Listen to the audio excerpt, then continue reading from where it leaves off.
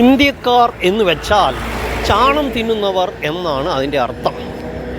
ഇന്ത്യക്കാരുടെ ദൈവം പശുവാണ്. പശുവിൻ്റെ ചാണം തിന്നുന്നവരാണ് ഇന്ത്യക്കാർ.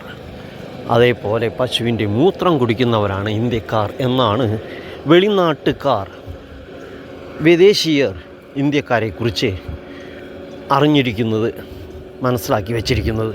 ഇന്ത്യക്കാരുടെ ദൈവം പശുവാണ്, ഇന്ത്യക്കാരുടെ ഭക്ഷണം പശുചാണമാണ്, ഇന്ത്യക്കാർ കുടിക്കുന്നത് പശുമൂത്രമാണ് എന്നാണ് വിദേശീയർ മുഴുവനും ഇന്ത്യയെക്കുറിച്ച് മനസ്സിലാക്കി വച്ചിരിക്കുന്ന ഒരു കാര്യം. ഇത് നിങ്ങൾക്കറിയുമോ? അറിയില്ലെങ്കിൽ ഇപ്പോൾ അറിഞ്ഞുകൊള്ളുവിൻ. ഇതാണ് ഇന്ത്യ. അറിയാത്തവർ ഇപ്പോൾ അത് മനസ്സിലാക്കുക, അറിഞ്ഞിരിക്കുക.